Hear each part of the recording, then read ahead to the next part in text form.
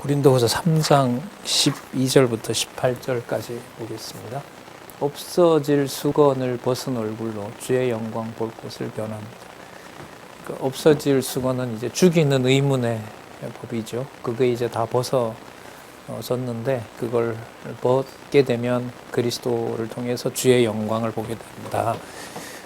그 주의 영광은 성도들의 신비에 기록한 하나님의 말씀이다.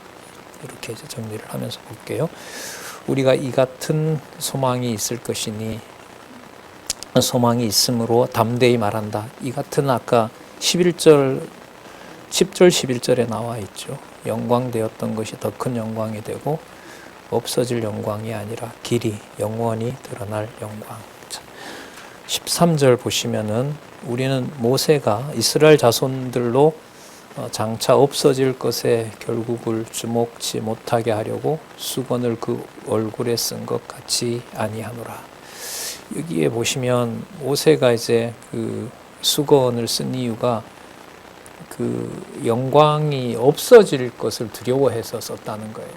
막 눈이 부셔서 이게 아니라 그 영광이 어떻게 되는 거예요? 보관하려고. 근데 그거는 구약에 나타난 영광은 보존되는 거예요? 없어지는 거예요? 없어지는 거죠. 그래서 그걸 보존하려고, 감싸 놓으려고, 목회처럼. 그런데 그렇게 한다고 그게 보존이 돼요? 근데 너무 복원하고 싶은 거죠. 마치 그 변화산에서 베드로가 그 변화된 예수님과 누가 나타나죠? 엘리야 나타나고 모세가 나타났을 때 여기다 바로 집 짓자고 하잖아요. 그런 거죠. 그걸 보존하고 싶은 거죠. 예. 자, 그런데 그게 여러분 성도들의 신비에 기록되어 있는 바로 진리의 말씀. 그게 여러분 실체라는 거죠. 이걸 이제 파괴하는 것이 교회를 허무는 일이 되는 겁니다. 무겁고 진짜 무서운 또 신중하게 생각을 자꾸 하게 하는 말씀 중에 한 부분이죠. 수건을 그 얼굴에 쓴 것 같이 아니하노라. 14절 보시면요. 그러나 저희 마음이 완고하여 오늘까지라도 구약을 읽을 때에 그 수건이 오히려 벗어지지 아니하고 있으니 그 수건은 그리스도 안에서 뭐 할 것이다고요? 없어질 것입니다. 더 큰 영광이 오면 사라질 겁니다. 그러니까 수건을 오히려 벗지 않는다라는 말은 과거 율법의 증명서를 만들어냈던 것과 똑같이 사도에게 증명을 요구하는 거예요. 이미 그 시대가 지났고 말씀으로 성령께서 교제하게 하시고 고린도 후서가 그렇게 끝나지요. 주 예수 그리스도의 은혜와 하나님의 사랑과 성령의 교통하심, 교제 코이노니아잖아요. 그렇게 끝나는 말씀이기 때문에 그 진리의 말씀을 그 율법의 문자로 여긴다고 하는 것은 또 그런 방식으로 사도를 증명한다, 성도를 증명한다는 것을 이걸 지금 넘어서게 하는 말씀입니다. 이게 여러분 그 화해에서 하나님과 화해하게 하는 세상에서 가장 분명한 문자 기록의 권위를 없애버려요. 이게 고린도 후서입니다. 세상 문화와는 완전히 거꾸로 가는 거죠. 자, 15절. 오늘까지 모세의 글을 읽을 때에 수건이 오히려 그 마음을 덮었도다. 그러나 언제든지 주께로 돌아가면 그 수건이 벗어지리라. 왜냐하면 주는 무엇이니? 영이시니. 주의 영이 계신 곳에 뭐가 있다? 자유함이 있느니라. 그러니까 이 자유는 이 어떤 육의 몸으로 속박을 받는 게 아니죠. 그러니까 극단적인 어떤 사도 바울의 사형 선고가 일어난다 하더라도 육신의 몸에 대해서 이 자유함은 해칠 수가 있을까요? 없을까요? 없는 거죠. 이 말로 할 수 없는 이 차원이고 그게 이제 성도들이 예수님이 약속하셨던 진리가 너희를 자유케 하리라. 바로 연결이 되는 말씀이죠. 그 자유를 어떤 세상의 판단과 상식으로 억압한다는 말은 그리고 이게 지금 문자로 기록된 증명서를 내라고 하는 것하고 그 비교가 되겠냐 이 말입니다. 18절 우리가 다 수건 벗은 얼굴로 거울을 보는 것 같이 뭘 본다 그래요? 주의 영광, 교회의 영광, 성도의 영광입니다. 그리고 진리 안에서 교제가 바로 그 실체고요. 그리고 고린도전서 13장에 약속하셨던 온전한 것, 성경 기록 것이 완성과 연관이 되는 겁니다. 주의 영광을 보매 저와 같은 형상으로 화하여. 여러분 그리스도의 영광이 외모를 말하는 겁니까? 아니면 그 본질, 본성을 말하는 겁니까? 본성을 말하는 거죠. 그러니까 어떻게 보면 절대 자유죠. 절대 진리이기 때문에 절대 자유인 겁니다. 그러니까 절대 진리는 상대적으로 인간들이 뭘 좋아하는지 안 하는지를 뭐 하는 거예요? 초월하는 거죠. 그러면 절대 자유는 어떤 걸까요? 누구에게 내가 자유를 준다고 해서 그게 자유가 되는 것도 아니고, 누구를 뭐 한다고 해서 속박을 한다고 해서 자유를 박탈할 수 있는 것도 아닌 거죠. 그러니까 절대 자유, 절대 진리, 이 관계에서도 설명이 되고요. 그게 무엇으로 지금 설명이 되냐 하면 주의 영광을 보매 저와 같은 형상으로 화하여 변화되어, 자 볼까요? 어디에서 어디에 이른다고요? 영광으로 영광에 이르니 곧 누구의 영으로 말미암는다? 주의 영으로 말미암는다. 그러니까 지금 드러나는, 자 그리스도부터 출발할게요. 요한복음에 기록한 말씀으로 봤을 때 주께 드러나는 영광은 육을 배제합니까? 육을 지배하는 영원한 말씀입니까? 육을 지배하는, 그러니까 육을 없애는 게 아니죠. 그러니까 덧입는다는 말을 많이 하잖아요. 뒤에 가면. 자, 그러면 그게 성도들에게 드러나는 주의 영광이라는 것이 바깥으로 드러나는 여러 가지 은사와 행태를 무시합니까? 그것과 함께 갑니까? 그러니까 바울 기준에서는 주의 영광을 가리는 것 같아요, 저 사람이. 하지만 바울이 그렇게 함부로 말할 수가 있다 그랬어요? 없다 그랬어요? 없다 그랬어요. 그가 그리스도의 형상일지 모르기 때문에 그에게도 용서하고 관용을 베풀라는 말씀이 아까 나왔었죠. 그죠? 버리고 세우고 사망으로 가느냐 영생으로 가느냐는 누가 하시기 때문에? 하나님이 하시기 때문에. 자기는 단지 심부름꾼인 거죠. 근데 심부름하는 사람이 저 사람은 아니다, 저 사람은 맞다라고 판단하면 돼요? 안 돼요? 안 되는 거죠. 그게 여러분 뭐냐면 그 성도에게 주신 절대 자유인 거예요. 그 절대 자유를 내 기준으로 이렇다 저렇다 판단을 할 수가 없죠. 그러면 자기 주장인 거지 절대 진리는 안 되거든요. 그럼 절대 진리라고 하는 말을 잘 사용하지 않는 현대 사회에서 상대주의가 일반적인 보편적인 사람 상식인데 성경은 절대적인 거예요. 사람의 기준에 따라서 판단할 수가 없어요. 바울 자신이 기록했다고 해서 자기 말이 절대적이 될 수 있는 게 아니에요.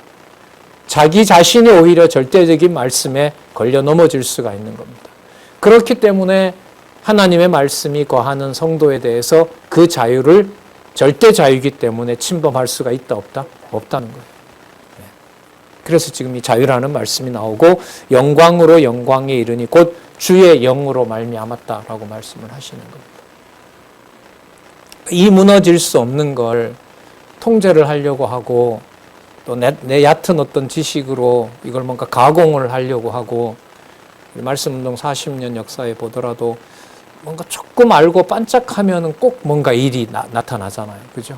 그러니까 성경을 그대로 안내해주고자 하는 이 저자의 의도대로 보고 성경 말씀 하나님의 살아계신 거 확인하는, 이걸 처음부터 끝까지 따라가지 않게 된다면은, 않으면 반드시 거기에서는 이제 또 뭐 사람이 주어가 되고 변색하고, 아까 우리 권사님 얘기했지만 저자가 뭐 수십 년 전에 제가 이 강론집 쓰게 되면 7색깔 무지개가 나타날 겁니다. 각자 다 좋은 대로 뭐 하는 거죠. 만들어서 씁니다. 그 실제로 만들었잖아요. 저기 양지에 있는 어떤 목사님이 만들어가지고 저자한테까지 책 주고 저한테도 7권인가 보냈더라고요. 예. 이렇게 나누어야 성경신학이 잘 전달된다고 하면서. 진짜 뭐 방법이 없습니다. 인간적인 어떤 방법으로 주의 영광이 드러나는 이 말씀의 권위를 손상할 수가 없어요. 그냥 이번 말씀은 이렇게 보면서 참 무섭다 이런 말이 잠깐 먼저 좀 떠오르네요. 자, 그러면 사도직의 인내를 변호하는 부분 한번 보도록 할게요. 아까 여러분 영광과 누구의 형상이 성도의 본질이라 그랬죠? 그리스도의 형상이라고 얘기를 했습니다. 자, 그러면 4절에 나타난 사도직의 인내를 말하는 것은 자기가 견딘다는 말을 할까요? 그리스도를 증거하는 데 초점을 맞출까요? 그렇겠죠. 그럼 자기 수하로 만들면 안 되잖아요. 아까 자유라고 해놓고 누구 부하로 만드는 거예요? 자기 부하로 자기 어떤 그 뭐예요? 부리는 자로 만들면 안 되는 거죠. 자, 이러므로 자유한 자가 주의 영광을 받은 성도들이므로 우리가 이 직분을 받아 디아코니아 이거는 종인 거죠. 종의 신분을 받아 긍휼하심을 입은 대로 낙심하지 아니하고 이에 숨은 부끄러움의 일을 버리고 괴휼 가운데 간사한 걸 가지고 행하지 아니하며 여기 나오죠. 무엇을 혼잡케 아니하고 하나님의 말씀을 혼잡케 아니하고 오직 진리를 나타내므로 여기 또 나옵니다. 누구 앞에서? 하나님 앞에서 각 사람의 양심에 대하여 스스로를 청가하도록. 각 사람의 양심은 아까 누구의 영광이고 누가 주관하신다고 했죠? 누구의 영으로 말미암았다? 주의 영으로 말미암았다고 확정이 되었습니다. 그럼 주의 말씀을 전할 때 그것은 문자로 전하는 것이 아니라 주의 영이 저분에게 깨닫게 된다는 사실을 강조하는 거죠. 그러면 추천서 문제는 어디서 해결이 돼요? 주의 말씀을 기록한 상호 관계에서 누구의 영으로 말미암은 것? 주의 영으로 말미암은 것에서 확정이 됩니다. 그러면 그게 기록한 편지로부터 출발하는 거 맞죠? 그러나 편지로 출발했다고 해서 내가 쓴 편지니까 내 말을 들으라고 하면 아까 자유를 뭐 하게 돼요? 손상하는 일이 돼요. 이게 자꾸 무섭다는 얘기가 드는 거예요. 예. 자, 그럼 계속 볼게요. 각 사람의 양심에 대하여 증거한다는 말은 그 양심이 그 사람의 양심이 아니라 주께서 말씀을 깨닫게 하는 양심이고 그거는 자유가 보장된 양심이기 때문에 그에게 이제 전하는 거죠. 그러니까 이때 자유가 중요한 게 바울이 전하는 바울의 말을 들으세요라고 얘기를 해버리면 그 사람의 자유를 박탈하게 되고 자기 종으로 만드는 거니까. 여러분 이게 바울이 조심하고 마음 먹는다고 될까요? 제가 중간에 이런 질문을 자꾸 드리는데 자꾸 생각이 나서 그래요. 잘하고 싶죠. 강의도 잘하고 싶고 이렇게 하고 싶은 건데 왜 그렇게 하는 거냐. 무슨 의도로 그래. 이건 본능이거든요. 떨칠 수가 없어요. 이거. 3절 만일 우리 복음이 가리웠으면 망하는 자들에게 가리운 것이라. 그 중에 이 세상 신이 믿지 아니하는 자들의 마음을 뭐하게 해요? 혼미케 하여. 자, 그 다음 그리스도의 영광의 복음. 그리스도의 영광은 어떻게 보면 우리와 무관한 것 같아요. 복음 이러면 누구에게 전해진 거죠? 우리에게 전해진 거죠? 그럼 거기에 주의 영으로 말미암았으니까 성도들 간에 뭐가 드러나요? 광채가 드러나요. 그걸 지금 이 개념으로 말하면 그리스도의 영광이 전해진 복음이 성도들에게도 드러나는 무엇으로? 광채로. 그게 그리스도의 영광에 전해진 복음의 뭐예요? 광채. 그리스도의 영광의 복음의 광채. 예. 대단한 개념이지만 이해가 되시죠? 예, 요 순서대로 이렇게 따라왔으면 이해가 되는 거죠. 그러니까 주체가 누가 되는 거예요? 영광 이러면 성도에게는 사람에게는 해당이 안 돼요. 그리스도밖에 없어요. 그리고 그리스도의 영광의 광채가 드러나게 되는 거죠. 그게 바울을 통해서 문자로 기록하게 했어요. 문자로 남아버리면 그거는 죽이는 의문의 법인 거예요. 그리고 누구의 자유를 박탈하게 돼요? 바울의 말로 보면 바울의 말이라고 받아들이면 성도의 자유를 박탈하게 되는 거죠. 그러나 그 복음의 본질에는 주의 영이 임한다고 했어요. 그럼 주의 영이 임한다는 말은 주님의 영으로부터 주의 영광의 광채를 성도들이 받고 있는 겁니다. 그 자유는 누가 누구 걸 뺏어갈 수도 없고 손상할 수도 없는 거죠. 예.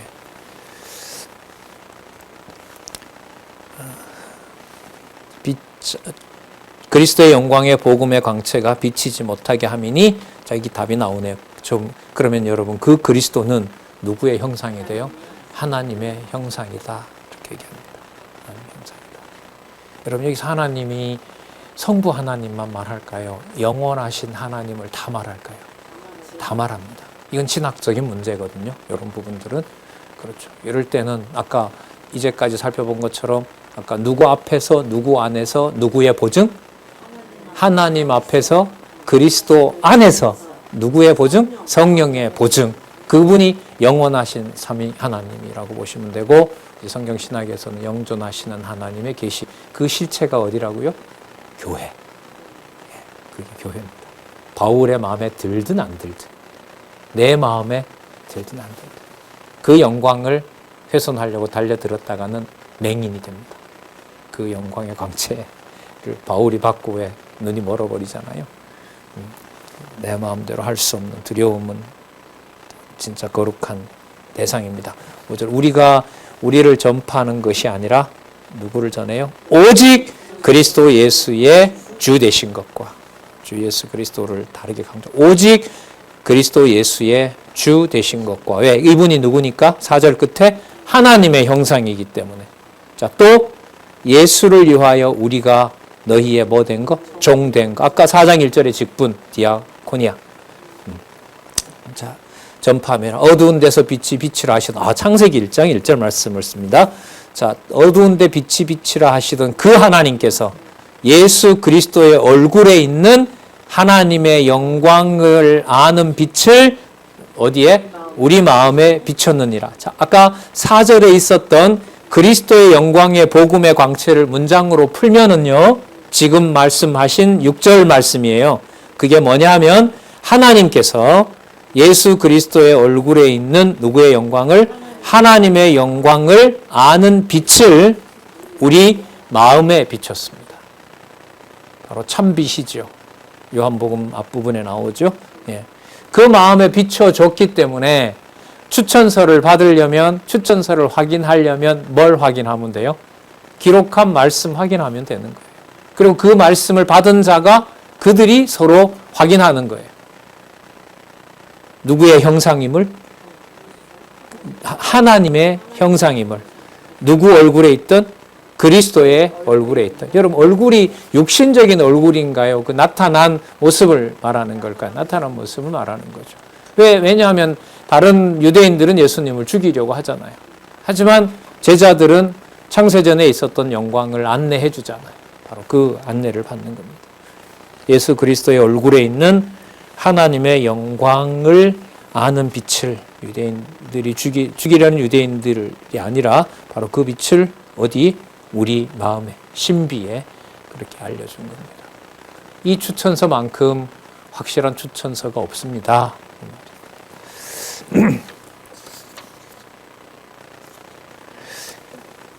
그러면 여러분, 그 성도의 권위라고 하는 것이 진리의 말씀을 혼자 듣고 그런 상황으로 끝나는 걸까요? 반드시 코이노니아, 교제, 로고스 안에서 교제로 반드시 가게 하실까요? 그래서 제가 고린도서 보면서 제가 진짜 풀린 그 말씀이 있어요. 나중에 좀 있어서야 나왔기 때문에. 그런데 어제 어떤 쌤하고 대화하면서 이제 그분이 그 부분 공부한다면서 알려줬는데, 진짜 고민하다가 깨닫게 된 말씀이 있는데요. 요한 2서에 가면은 그게 나와요. 쓰는 것보다가 대면하는 게 좋다는 말씀이 나와요. 제가 이거 좀 어려웠었어요. 좀 되게 안 풀리더라고요.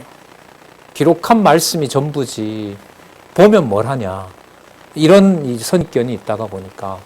근데 지금 이게 어디서 그 말 가지고는 이해가 안 됐던 거죠. 어디하고 연결이 안 되니까. 그렇죠. 고린도 후서의 이 내용이 연결이 안 됐던 거죠. 안 됐던 거죠. 만나면 뭘 해? 진리 안에 교제가 안 일어나는데. 그러니까 뭐가 먼저다?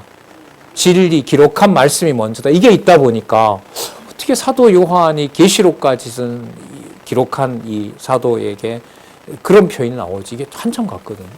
근데 그게 어디에서? 여기에, 추천서에 여기서부터 시작이 됐더라고요. 그러니까 뭘 하게 해요? 반드시? 로고스가 무엇을? 교제를, 코이노니아를. 그죠? 그래서 그리스도 안에서 뭐가 지어지도록? 오이코스, 주의 몸된 교회가 지어지도록 하는 거죠. 그리고 면대하는 수고를 성도들이 있으면 방문해서 챙겨주고 연보하고 또 구제하고 하는 디아코니아를 반드시 동반하게 하고. 자, 볼게요. 비추셨느니라. 그래서 종이 되어 죽음의 위협에 항상 처하게 되지만 그것이 아까 누구의 영광이라고 얘기했죠? 그리스도의 무엇을 아는? 예수 그리스도의 얼굴에 있는 하나님의 영광을 아는 빛. 좀 길어서요. 다시 한번 반복할게요. 예수 그리스도의 얼굴에 있는 누구의 영광? 하나님의 영광을 아는 빛. 예. 그게 우리에게 추천서로 확정되어 있는 겁니다. 그러니까 누가 누구를 알아보는, 성도를 성도로서 알아보는 것은 그리스도 예수의 얼굴에 있는 하나님의 영광을 아는 빛. 자, 이것으로.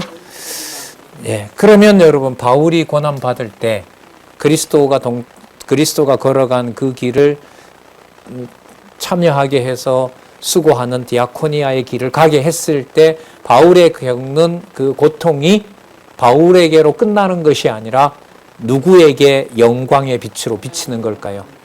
죽어가는 그리스도의 모습이 아버지께 가는 뭐가 되는 것처럼, 영광이 되는 것처럼, 사도 바울이 3번 맞고 거의 사망 선고를 여러 번 받는 그 과정이 무슨 빛을 아는 사건이 돼요? 예.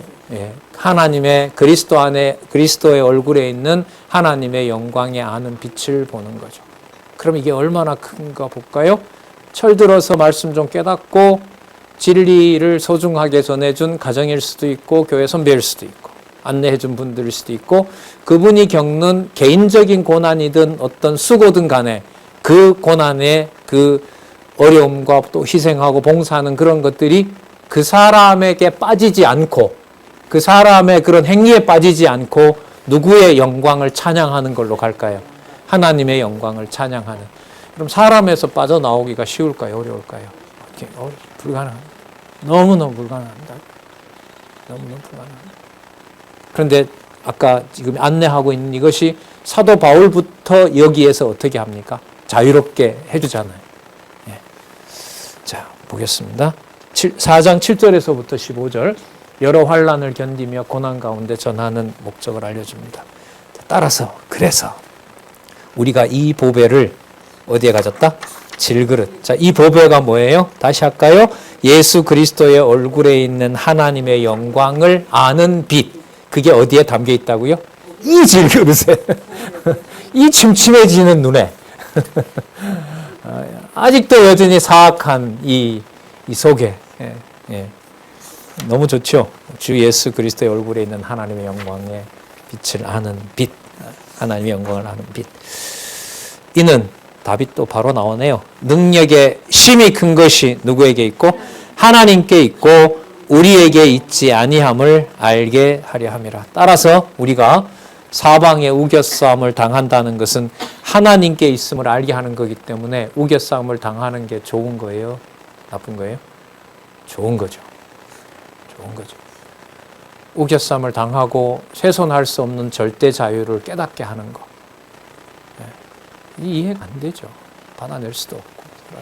우겨싸움을 당하여도 쌓이지 아니하며 답답한 일을 당하여도 뭐 하지 않아요? 낙심하지 아니하며. 왜냐하면 능력의 힘이 큰 것이 누구에게 있기 때문에? 하나님께 있기 때문에. 그런데 하나님께서 어떻게 하셨기 때문에? 예수 그리스도의 얼굴에 있는 하나님의 영광에 아는 빛을 누구에게? 우리에게 비췄기 때문에. 그러면 여러분, 말씀은 문자로 끝나는 것이 아니라 성령께서 인도해서 마음에 비친 빛을 뭐 하는가? 안내하는 역할을 여러분도 하고 저도 하고 있는 거라고 보시면 되죠. 그걸 정보로 사람을 얽어매는 것은 무슨 법? 죽이는 의문의 법. 차이가 분명하죠. 고린도전서 13장에도 우리가 확인했었고요. 19절 보면 핍박을 받아도 버림받지 아니하며 거꾸러뜨림을 당하여도 망하지 아니하고 10절 우리가 항상 예수 죽인 것, 예수의 죽으심을 몸에 짊어짐은 그 예수의 생명도 우리 몸에 나타나게 하려 함이니라. 아까 읽었던 4장 6절에 예수 그리스도의 얼굴에 있는 하나님의 영광을 아는 빛하고 연결해야 될까요? 안 해야 될까요? 이거 반드시 해야 됩니다. 이거 그죠? 반드시 하셔야 돼요. 10절. 자, 우리 몸에 나타나게 하려 함이니라. 그리고 아까 지나왔던 능력의 힘이 큰 것이 누구에게 있다? 하나님에게 있다. 이런 핵심적인 구문들 꼭 연결하시면 됩니다. 11절 볼게요. 우리 산자가 항상 예수를 위하여 죽음에 넘기우면 예수의 생명이, 영광이, 아버지의 하나님의 영광이 우리 죽을 육체에 뭐하게 하려 함이라? 나타나게 하려 함이니라. 그러니까 요한복음이 아주 중요하죠. 이런 면에서. 그리스도가 자신이 십자가에 죽으시는 게 누구에게 영광 받으시는 거로? 베드로가 거꾸로 이렇게 매달려서 죽게 되는 그런 어떤 순교의 역사가 누구에게 뭐 한다? 하나님께 어떻게 영광을 돌리게 될 줄 미리 말씀하셨더라. 베드로에게 약속하셨던 거죠. 자, 거기 분명히 그렇게 나옵니다. 그러면 여러분, 가정교회에 조금 슬프거나 많이 슬픈 역사가 하나님의 영광의 역사였네요. 하나님의 이름을 드러내고 그리스도 예수의 얼굴에 있는 하나님의 영광의 빛을 드러내는 교회사였네요. 맞나요? 네. 네. 말씀을 확인해 가면 새롭게 들어오리라고 봅니다. 신앙의 선배들 얘기를 들어봐도 말씀을 들으면서 과거에 똑같은 교회 얘기인데도 무게중심이 하나님 쪽으로 많이 와요. 바람직한 거죠.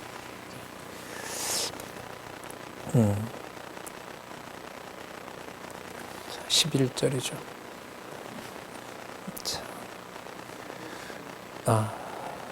12절요. 자, 그런즉 사망은 우리 안에서 역사하고 생명은 너희 안에서 하느니라. 그리스도의 그 고난에 참여하는 사도 바울이 이제 사형 선고를 받고 거의 죽었다는 소식을 여러 번 들을 거 아니에요. 그렇게 듣는 것이 아까 우리 읽었던 6절에 능력의 힘이 큰 것이 누구에게? 하나님께 있고 하나님의 영광, 그것이 그리스도의 얼굴에 비쳤다는 그것으로 인해서 그걸 듣는 사람들에게 부활하신 생명, 그것이 성도들에게 전해지는 겁니다. 이게 여러분 마음을 바꾸고 뭐 시각을 바꾼다고 처참한 그리스도의 십자가가 뭐 영광이 되는 거 그런 게 아닙니다. 단지 그런 게 아니에요.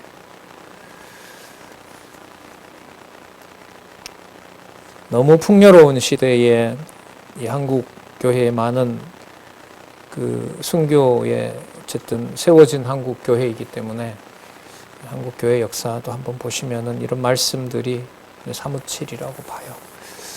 그런즉 사망은 우리 안에서 역사하고 생명은 너희 안에서 하느니라. 자, 근거를 제시하죠. 시편 116편 10절 기록한 바 내가 믿는 고로, 주시는 믿음인 거죠. 행위가 아니라 믿는 고로 말하였다 한 것 같이 우리가 같은 믿음의 마음을 가졌으니 우리도 뭐 하는 고로? 믿는 고로 또한 말하노라. 약속된 그 믿음을 우리에게 주심으로. 그때 믿음을 아까 4장 6절하고 떼면 안 되는 거예요. 누구의 능력으로 비춰지는 누구의 빛? 하나님의 능력으로 비춰지는 그리스도를 통하여 드러난 하나님의 영광. 이걸 꼭 연결을 하시고 보셔야 됩니다. 우리가 같은 믿음의 마음을 가졌으니 우리도 믿는 고로 또한 말하노라.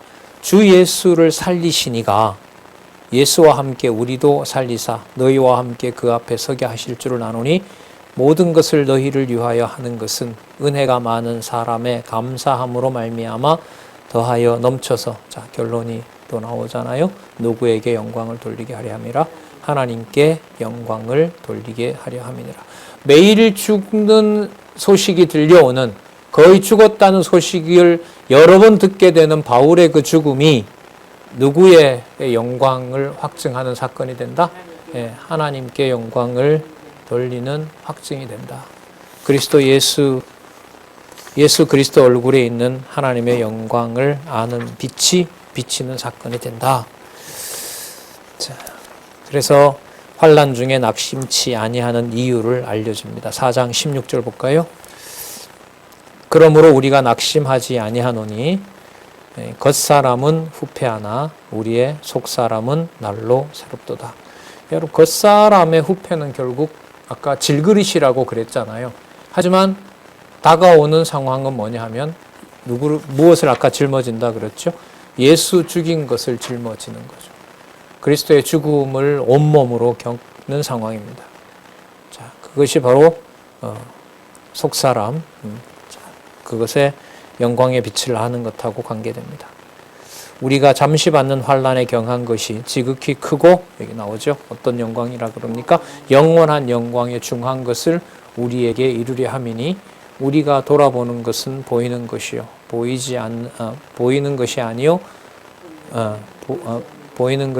보이지 않는 것이니 보이는 것은 잠깐이요 보이지 않는 것은 뭐한다? 영원한 것이라. 시각, 육신의 시각으로 볼 때 육신의 시각을 가지고 성도나 교회를 평가하고 하나님의 영광을 함부로 훼손할 수가 없다는 겁니다.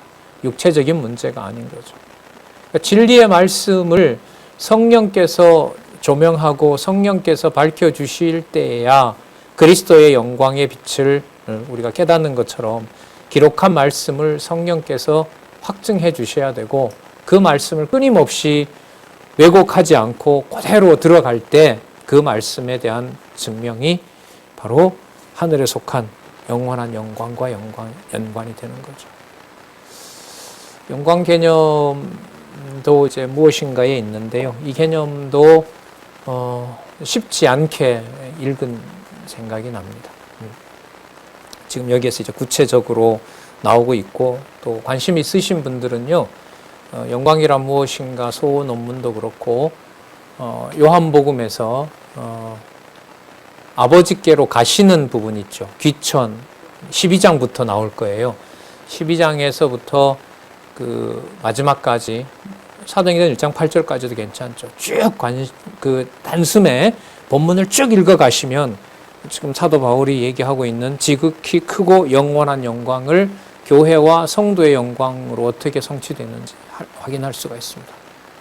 그 영광 개념이 가장 많이 등장하고 또 설명이 되기 때문에 보이지 않는 것은 영원함이라. 자, 그 보이지 않는 영원한 것은 우리가 여기서 만드는 걸까요? 확정되어 있고 완성되어 있는 걸까요? 네, 그렇죠. 볼게요. 사도직의 소망을 변호합니다. 그러면 사도직의 이때 소망은 뭔가를 계속해서 만들어 나갈 것이라는 소망일까요? 아니면 이미 창세전에 하나님께서 확정해 놓은 바로 그 천국을 말하는 걸까요? 후자입니다. 볼게요. 자, 5장 1절. 만일 땅에 있는 우리의 장막 집이 무너지면 하나님께서 지으신 집, 곧 손으로 지은 것이 아니요 어디에 있는? 하늘에 있는 영원한 집이 우리에게 있는 줄 안다. 아까 여러분 겉사람은 뭐 한다 그랬어요? 후패한다 그랬죠. 여러분 육신이 썩는다 이런 의미가 아닙니다. 육신이 썩는다 이런 의미가 아니라 육의 몸을 가지고 생각하고 판단하고 활동하고 자기의 일을 쌓으려고 하는 그 모든 것들이 진리의 말씀으로 어떻게 된다는 거예요? 없어진다는 거죠. 그리고 어디에 있는 집을 보게 된다는 거예요?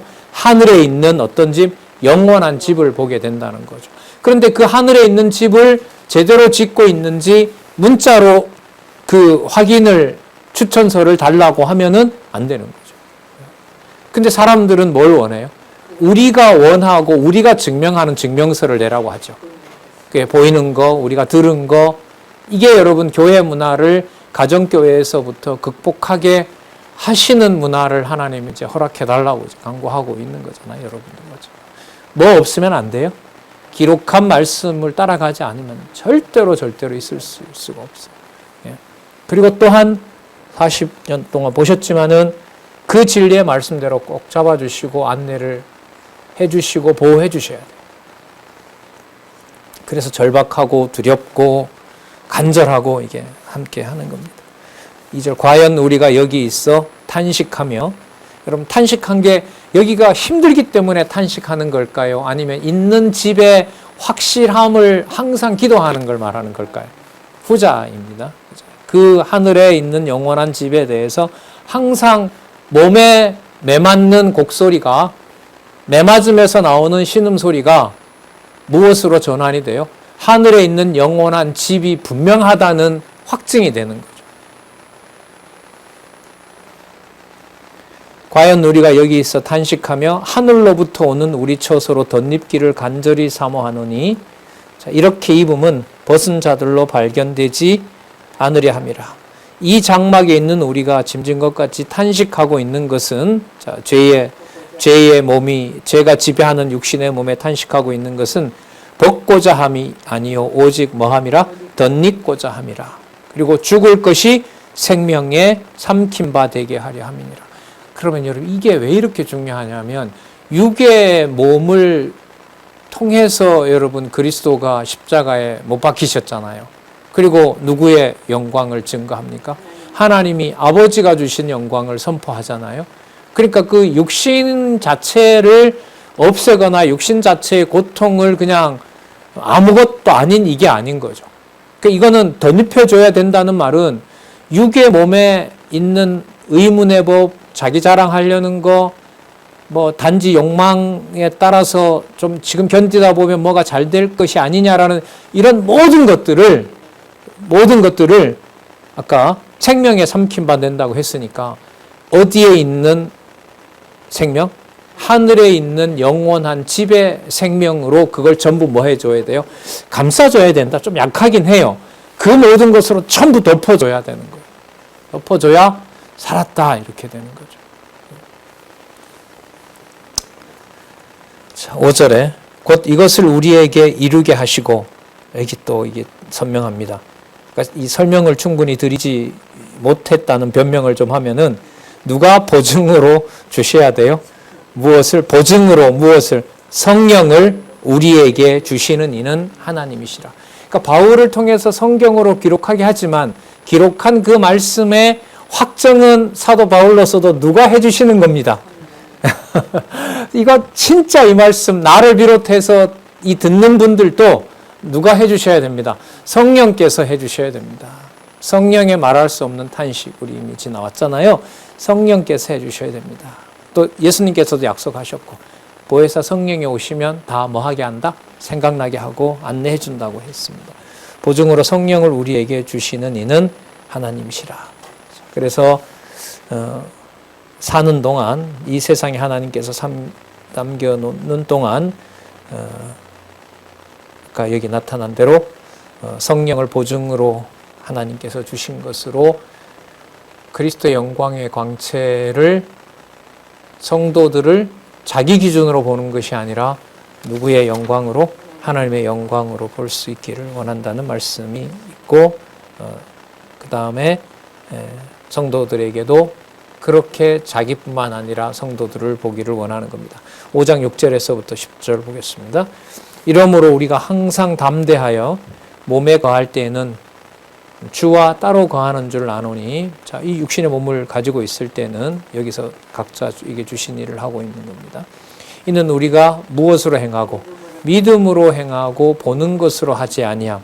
보는 것으로 하는 게 여러분 눈에 보이는 추천서 받아내는 거잖아요. 자, 근데 그러면 여러분 믿음과 뭐가 반대말이 되죠? 믿음과 보는 거. 이때 보는 것은 누구 눈으로 보는 거? 우리의 경험으로 보는 거. 하지만 믿음은 아까 보이는 것은 잠시 잠깐이요. 보이지 않는 것이 뭐라 그랬어요? 영원한 거라 그랬죠. 그 영원한 것. 하지만 그 영원한 게 이 육신의 몸을 배제한다. 육신을 감싸버린다. 감싸버린다는 것. 그러니까 뭐와 함께 가는 거죠?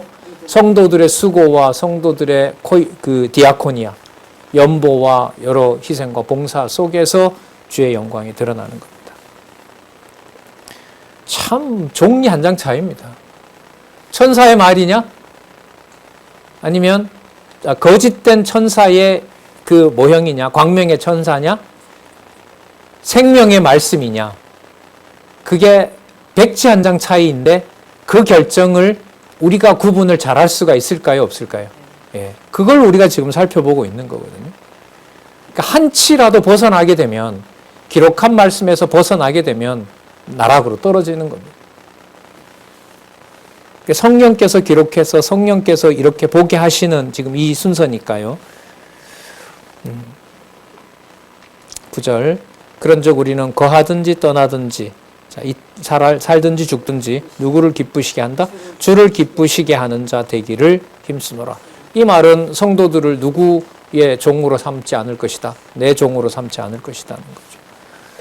이는 우리가 다 반드시 이유가 나오네요. 누구의 앞에 서게 된다? 그리스도의 심판대 앞에 드러난다. 그리스도가 재판석에 앉아 계시고 그 앞에 다 서게 되고 각각 선악간에 그 몸으로 행한 것을 따라서 재판을 받기 때문에 그렇다는 겁니다. 그래서 어떤 경우가 된다 하더라도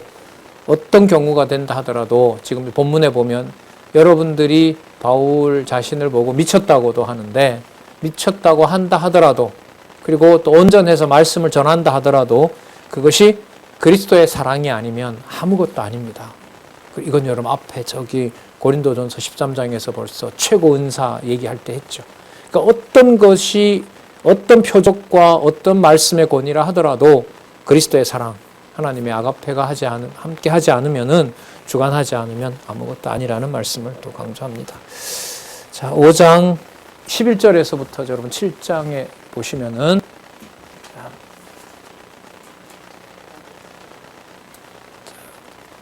5장 11절부터 7장에 보시면은 이제 화해를 촉구하는 이제 권고를 하는데, 이제까지 살펴봤을 때 이 권고는 바울 자신의 권면은 들어갈 여지가 있을까요, 없을까요? 바울을 주어로 뭔가를 얘기할 여지가 있을까요, 없을까요? 없겠죠. 당연히 없겠죠. 그래서 보시면 누구와의 화목? 여러분들과 제가 헤어진 게 아니에요. 불화가 생긴 게 아닙니다. 누구와? 하나님과. 자, 그래서 마음을 넓히라고 하는 것은 바울의 말로부터 좀 자유로워져야 된다는 거죠.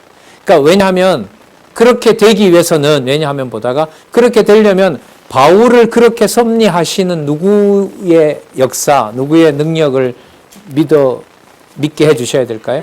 하나님의 능력을 믿게 해주셔야 되는 거죠. 자, 그래서 여기 보면 마음으로 영접하라고 공고하는 것도 여기 보면 나오죠. 환난 중에도 기쁘게 한 것과 뜻대로 근심한 것을 칭찬합니다. 하나님의 뜻대로 뭐 하게 했다? 근심하게 했다. 그러면 성도들이 서로 이렇게 불화가 되고 바울도 고린도 교회 성도들과 불화하게 된 것이 같이 고민하게 된 거잖아요. 근심하게 된 거란 말이죠. 그걸 누가 하게 하셨다? 이게 오늘 처음서부터 지금까지 계속해서 일관되게 확인한 거죠. 그 사이에 성도들이 함께하는 그 실체에 대해서 아까 4장 6절에 나왔었죠. 예수 그리스도의 하나님의 영광을 아는 빛, 그 빛을 하나님이 우리에게 비추셔서 하나님이 화목하게 하신다는 내용으로 다음 내용들이 나옵니다. 예. 아까 좀 길게 해서요, 조금 일찍 마치도록 그렇게 하겠습니다. 우리 5장 11절부터요, 다음 시간에 하도록 하겠습니다. 자, 기도하겠습니다.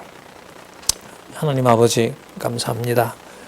두렵고 떨리는 마음으로 또 조마조마하게 깨달음을 주시고자 간구하며 진리의 말씀 함께 볼 수 있도록 이 시간을 지켜주셔서 감사드립니다. 더욱 진리에 매진하며 기록한 말씀 하나라도 땅에 떨어지지 않도록 지혜와 총명을 허락하여 주셔서 자신의 지식만 늘리는 것이 아니라 진리 안에서 교제하는 아름다운 일과 또한 함께 교제하며 아름다운 일을 함께 해나가는 그런 아름다운 교회, 든든한 지체들, 수고하는 동역자들이 될 수 있도록 하나님 지켜주시고 인도하여 주시고 또한 보호하여 주시옵소서. 예수님의 이름으로 기도드렸습니다. 아멘. 네, 수고들 하셨습니다.